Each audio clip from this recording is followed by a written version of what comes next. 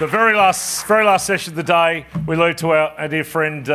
His title's so long, I'll lose half his speaking time if I announce it all. So we know him as the member for Penrith, the Minister for Sport, Minister for WestConnex, Minister for City Deals, Minister for Western Sydney, and a very dear friend of the Western City Leadership Dialogue. Please welcome in conversation the Honourable Stuart Ayres, together with the Assistant Editor of the Sunday Telegraph, the great Miranda Wood. Please welcome them.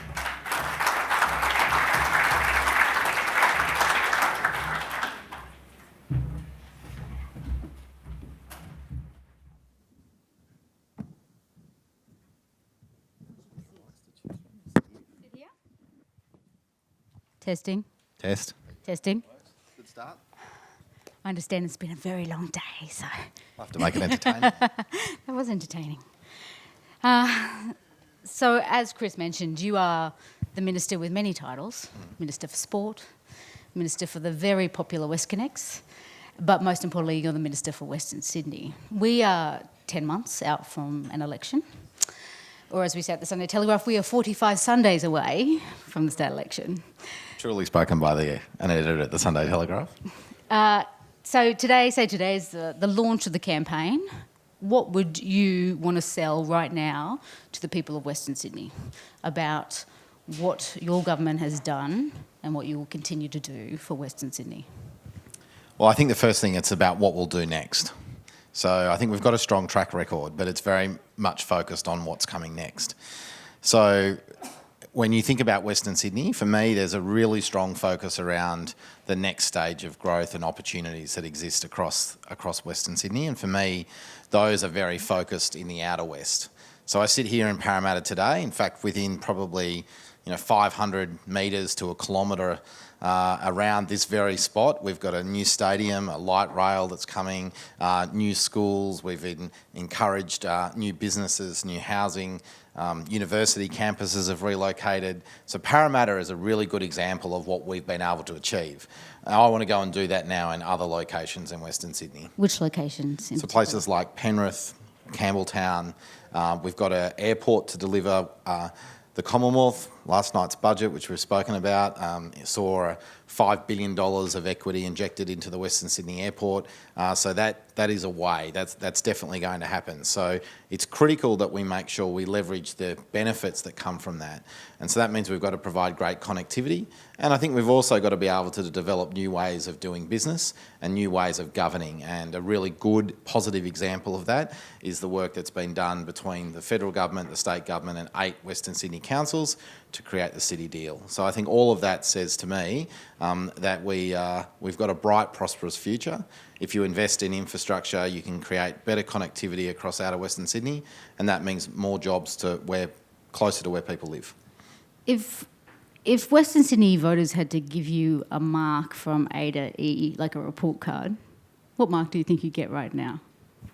I reckon we'd be about sort of somewhere between A- and B+, somewhere like that. I won't give myself a perfect mark, but I think if you look at what we've come from, I look at places like the Penrith LGA, I look at places like the Camden LGA, and we've turned unemployment rates there from mid to high 6s into low 4s. The Blue Mountains has an unemployment rate with a 3 in front of it. Most economists will tell you that's near full employment. So we've generated new job opportunities. We've made housing more accessible. We've generated more opportunities for housing. We've closed a lot of the gaps in the infrastructure networks that existed. And if we haven't closed them, we're in the process of closing them, like projects like WestConnex to actually finish the M4 and build the M5 to the size it should have been built when it was first opened. So I think we're closing those gaps. We're really laying the foundation for future social and economic prosperity in the West, and I think after 7 years we're in a pretty good spot. This government, of course, has done a great deal in the time they've been in government, but currently the entire city feels like it's under construction. I think most people, that's the feedback that they give. As we said, the election's March. Do you think people can see past that? When they go to the ballot box, they will go, I'm going to reward you because I know that this is going to be, even better. But at the moment, they're sitting in traffic. They're in pretty, busy trains. How do you think they're going to react in the ballot box? Well, I do think they know lots of activity is happening. And this is a bit of an ongoing debate. Do you constantly remind people about what it was like before we got here? And we've, I think, created a new normal. The idea of nothing happening, no train lines being invested in, no roads being invested in, shutting 50 schools rather than building 70 new ones. There's $5 billion going to hospital redevelopments in Western Sydney alone. I think we've created an entirely new normal operating environment. So I do think people will reward us for that. But I also think we have to keep owning the future. It's not just about saying, what it was like 8 years ago or 16 years ago. What was it like 8 years ago? Well, it was boring because nothing happened. But I'll tell you what it was like. It was the exact opposite to what it is now. And so one of the challenges and the frustrations that we hear from people about disruption and construction is largely because we're trying to make up for lost time. If you don't do anything for a decade, then you've got to try and squeeze that decade's level of infrastructure investment along with this decade's of infrastructure investment in one period. And I think that is where we've landed at the moment. We're doing 20 years worth of infrastructure delivery in Sydney and New South Wales in 10. Do you think it's too much at the one time? I think we're probably pretty close to where the level of community acceptance is at. But there's a big turn in 2019. The tunnel underneath Parramatta Road, as the first tunnel of WestConnex opens, the NorthConnex tunnel that links or goes underneath Pennant Hills Road that links to the north of the state opens up as well. Parramatta Stadium opens up. A number of our hospitals will start to open up. So you've got a lot of those. The North West Rail, it will start operating towards the back end of 19. So you're looking at all of those projects that we said we would do. They are all coming online next year. The election's there, but we want to keep going. We want to get into the Southwest Metro Rail. We want to get into the Western Metro that links the city and Parramatta. We want to get into North-South Rail that links Campbelltown with Penrith via the airport. They're all the projects that we've got lined up, ready to go. But at the same time, how do you ease cost of living for families, particularly in Western Sydney? I mean, in the past year, you reintroduced a toll on the M4. The train timetable was overhauled, massive disruption to their commute, electricity, food.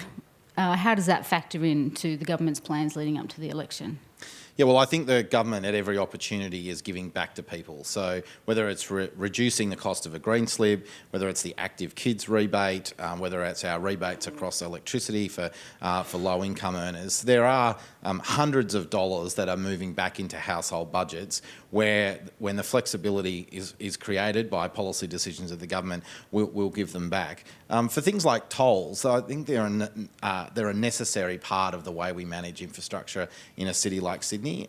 Without a toll attached to a number of our roads, they just simply wouldn't have been built. So the price of being able to bring that road on quicker, I think, is something that we're prepared to pay, particularly given that there's cars on those roads. So if it is a price signal and it does influence demand, there is still plenty of demand on those roads. But it did deter drivers from, using that road to get into the CBD.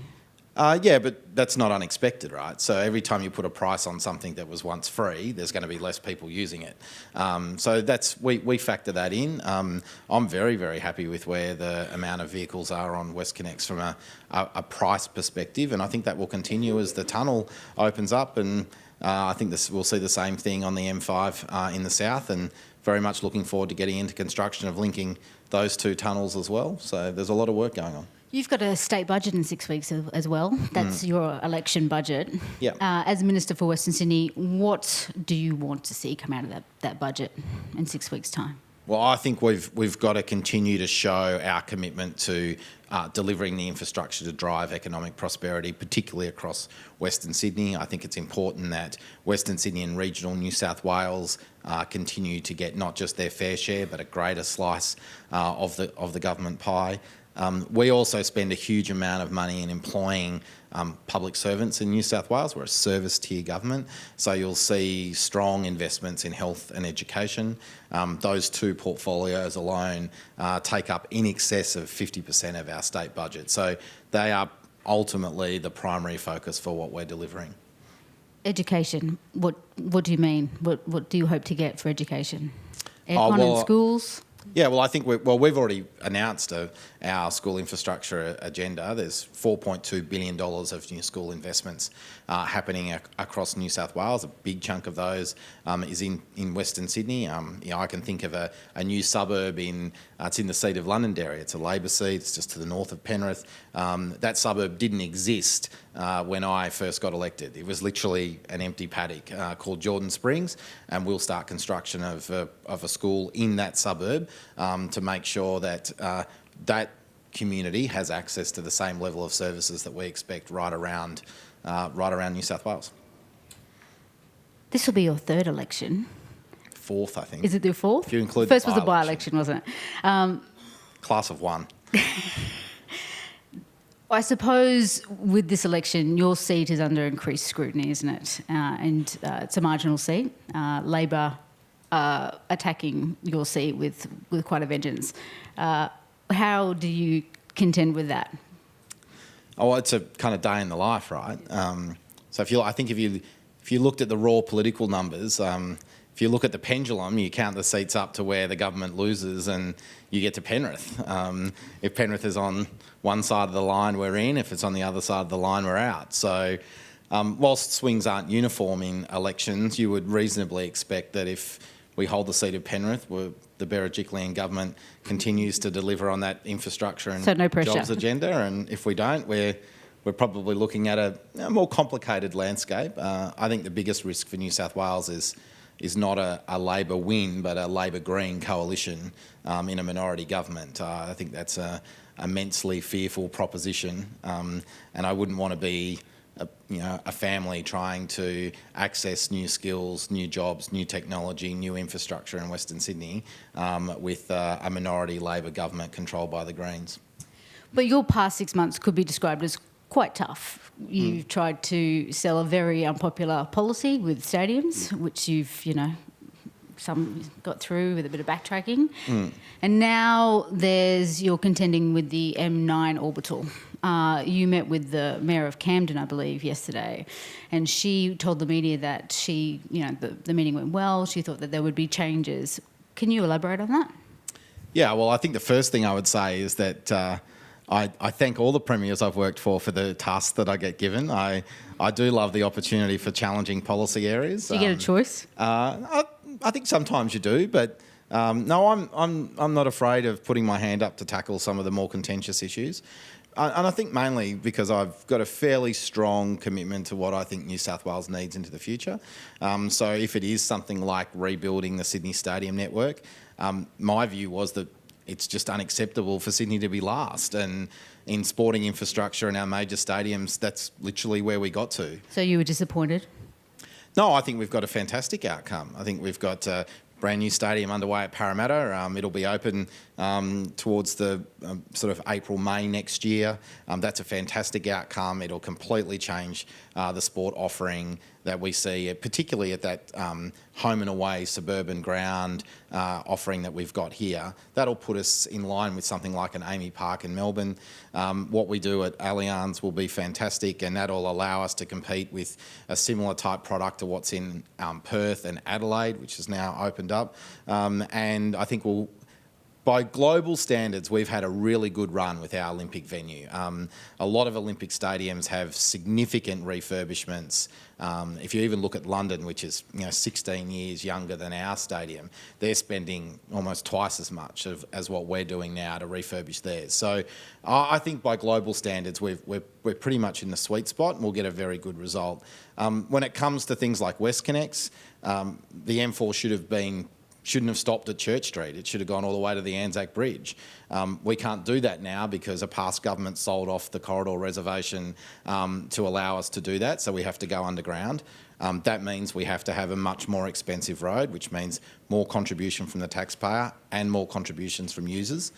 So that past decision, even before I was born, has an impact on me and my community now. So that's a kind of indelible, burned experience into my head. So if I look at outer Western Sydney and I see 1.5 million more people living west of the M7, and I see new suburbs being developed. If we don't reserve corridors now for a future train line, future freight movements, future outer Sydney orbital roads to allow people to avoid all of those fantastic locations we want people to live, work and play, then we're just going to crucify a future community, and that's just not an acceptable position for me. So I'm prepared to have those tough conversations with communities now. That's exactly what we're doing with the Outer Sydney Orbital Corridor Reservation. And we haven't hidden anything. This is the other thing that I'm immensely proud of. We've mapped that entire corridor. In fact, across all of the corridors we're consulting with now, there's 192 kilometres. And the reason why there has to be 192 kilometres is because we didn't reserve a single corridor west of the M7 since 1951. So that's a lot of governments and a lot of generations that quite frankly just shirk the task. And if you're on the receiving end of a fairly angry town hall meeting, I can understand why people might not want to do that, but it's a really big price to pay in the future. So we've mapped those corridors, we've shown people exactly where the impacts will be. We've gone out and said, we want your feedback. That's always going to elicit an emotional response for people, but we've also done it a long way away from when we need the road. And that means we can take those people on the journey that's required over a long period of time. And that's another hard-earned lesson from WestConnex. We were so late to having to deliver that because there was so much pressure on the infrastructure. We were literally having to acquire properties because we wanted to start construction in, a month or 2 months' time. So the immense pressure that puts on communities is almost unbearable. So we learned a lot of lessons through that process, and I just didn't think it was acceptable for us to kick that down the road to a future community or a future politician to have that conversation in a much more difficult environment. You gave a speech yesterday talking about growth in outer Western Sydney, and in the future we're going to have some tough conversations. Is that an example of a tough conversation, the M9 Yeah, orbital? absolutely it is. What other tough conversations are we going to have about Greater Western Sydney? Well, I think definitely the mixture between jobs and housing. So I also said yesterday that outer Western Sydney will accept its housing growth provided it gets its fair share of jobs. And I fundamentally believe that. If you ask Western Sydney to carry the population growth by sort of acres or hectares and hectares of detached single-storey or even double-storey houses across old farming paddocks with little or no job opportunities close to where those people live, those communities will eventually revolt. They'll throw out governments and ask someone else to do a different job. So my concept here is to have that discussion with them up front, use organisations like Greater Sydney Commission, Infrastructure New South Wales to make sure rather than just getting houses in outer Western Sydney, we get houses and good quality infrastructure, because everywhere around the world where we deliver good quality infrastructure and we've got good connectivity, we can provide jobs much closer to home. Big catalytic investments like the airport, Sydney Science Park, the urban renewal of places like Penrith, St Mary's, Campbelltown, new developments in places like Camden. We're writing a whole new rule book on how to build a city, and that's largely why I call that area Australia's first 21st century city. It has very, very they're relatively small areas of established development, so you get to write a new rule book. And I think that's one of the great benefits of the city deal, is that the 8 councils who are out there have recognised there's this opportunity to do things differently. So rather than just being confined by their own constituencies and their own boundaries, they're prepared to see that if they collaborate and work with other councils who have joined them, they work up to the federal and state governments and we all sit around the table together. I think we're making much, much better decisions. My last question. If you win the state election, what next? What's your plans? Yeah, North-South Rail. Get going on North-South Rail. Is it south-north? South-north, South-north? north-south. Bruce, is that correct? South North. I'd be pleased to announce the trains are going to run in both directions. Why is this? Why is it? Why South North? So North-South Rail is critical, working very closely with the Commonwealth on the delivery of the airport, get cracking on the Western Metro to make sure that we've got good quality connectivity between each of the three cities is going to be really important, and I'm looking forward to going to a few new sporting matches and a couple of new stadiums. There was one question I did have to ask you. Yeah. West Metro. Yeah, West Metro. Will it happen? Yeah. And will it happen in this budget? West Metro has to happen. It's an inevitability. The T1 Western Line is already under immense pressure. The Western or Northwest Metro and Southwest Metro will provide us a huge amount of capacity relief. The next part of that network is Western Metro, and it's got to be operational by the end of the next decade. Given it takes us around 8 to 9 years to deliver a metro rail of that size, it's green for go. Unless it's run by Spaniards. I'll still keep it at 8 to 9 years. Thank you very much. Thank you. you.